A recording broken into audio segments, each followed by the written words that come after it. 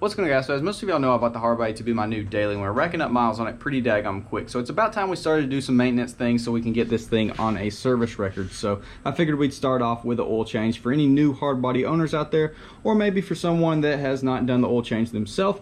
I'm going to walk y'all through it. But I got to looking and actually found all the service manuals in the truck's glove box, and there was actually a ton of records where people have done oil changes and written it down all the way back to 2014. The last thing they actually did on the truck that they wrote down was at 120,000 miles they did a fuel filter. Now this truck only has 137,000 miles on it now, so we're going with Mobil 1 high mileage full synthetic 5W30 with a Mobil 1 filter. Now you can do any oil that you want, any filter that you want. It's all really personal preference, and obviously on these trucks the big thing is 530 or 1030. They're pretty much the exact same thing. Listen, unless it's getting really cold, it doesn't really matter. And in the pamphlet they've gotten written down that both 530 and 1030 have been ran in the truck.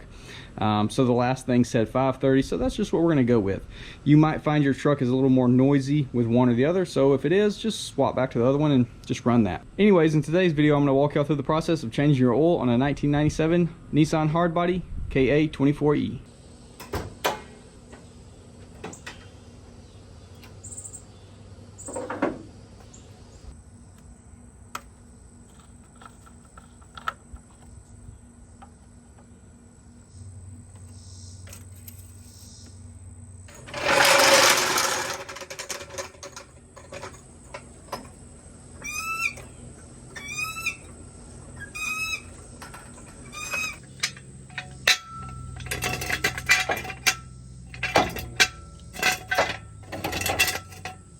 Drain bolt's going to be a 14,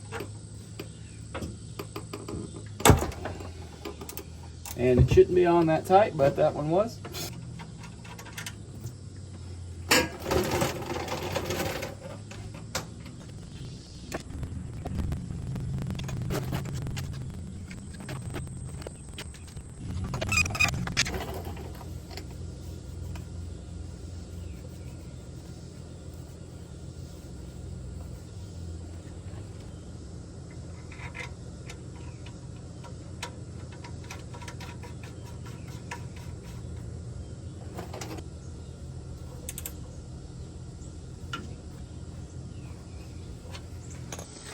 So the oil filter is in an absolutely terrible location to get to. It's probably, y'all can just barely see it down in there.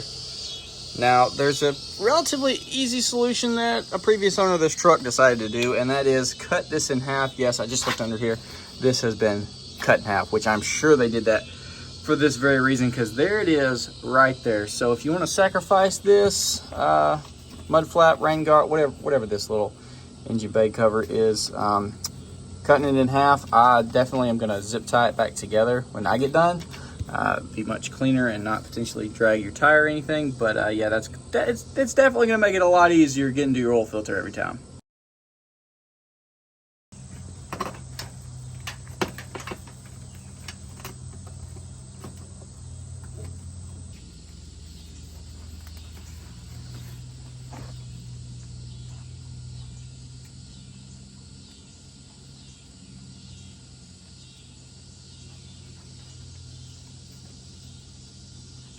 Absolutely worst oil filter I've ever had to remove, and you're going to be spinning it up, so it's rotating like this.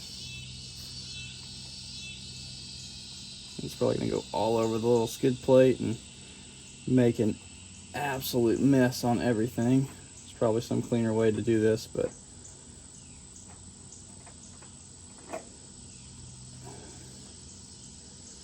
just going to rotate it and attempt to just sit it on the frame right here and then go back underneath, pull it out that way.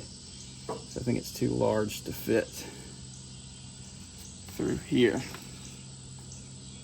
So yeah, I'll go and lower it down from the bottom.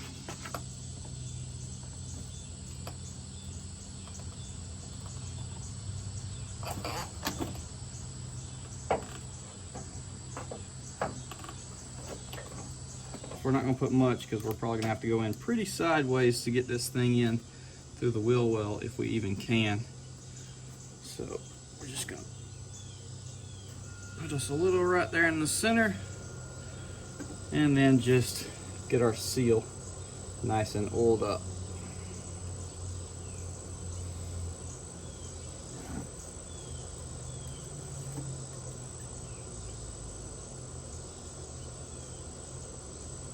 And now we can try to throw it back in there.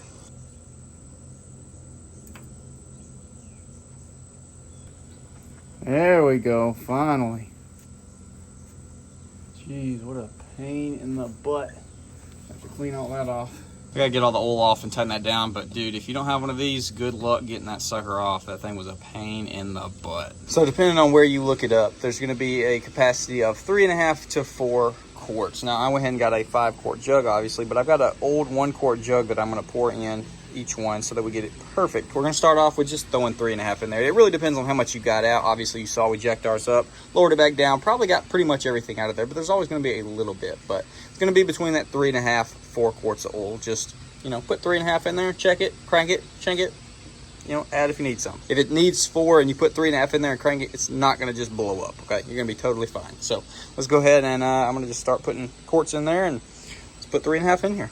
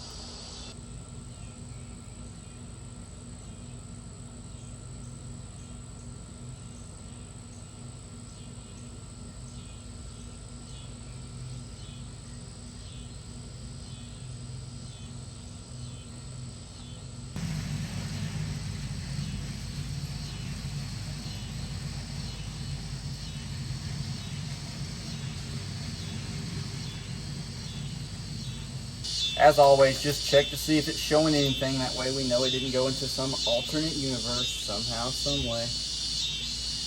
So, yep, we're showing oil. It's a little hard to see. I'll wipe this down good. Sorry about the bugs screaming, the tractor running, the air conditioner.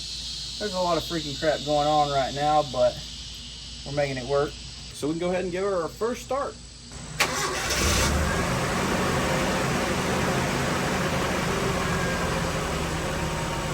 It's reading at the bottom of the stick, so we're going to go ahead and throw another 1/2 quart in there, bringing our total up to right around 4 quarts of oil. Of course, I'll run it and check it again, make sure everything's happy.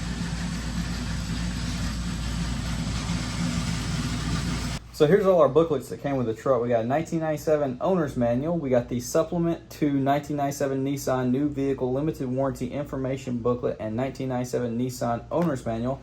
And then we have the warranty information and maintenance log booklet. So this basically tells you when you're supposed to do what, all that kind of jazz, and then you have where you can write, you know, what you've done in. They did already in this booklet, but we're going to start on a fresh page. But since they wrote it in this one, we're just going to do it in this one too. It is currently, I think, the 18th, 22. We did 5 W30 full synthetic mobile 1 with filter, 4 quarts, 3, 7, we'll say, I think it's 500. So we'll have a good understanding of when we need to change it based off of the mileage. It's probably going to go off the mileage, not the date, because we're going to be driving this thing like crazy. But yeah, so that's pretty much it for the oil change.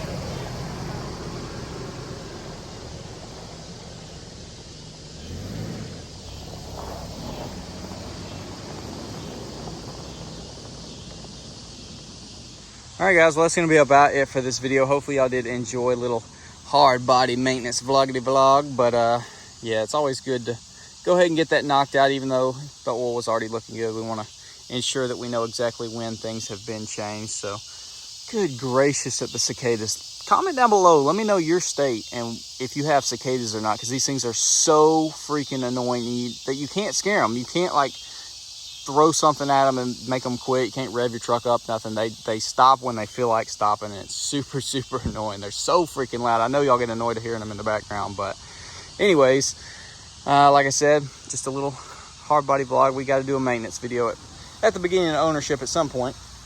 Got to get that done. But yeah, y'all comment down below, let me know what we should tackle next. This is a manual, so are we supposed to swap out the fluid in the trans or the differential on this beast? 137,000 miles. Obviously it's 24 years old, so mileage might not even matter at this point. So yeah, let me know what y'all like to do fluid change wise on y'all's hard body. What miles, what year, and what kind of fluid. With that being said, hopefully y'all did enjoy. I'll see y'all in the next one.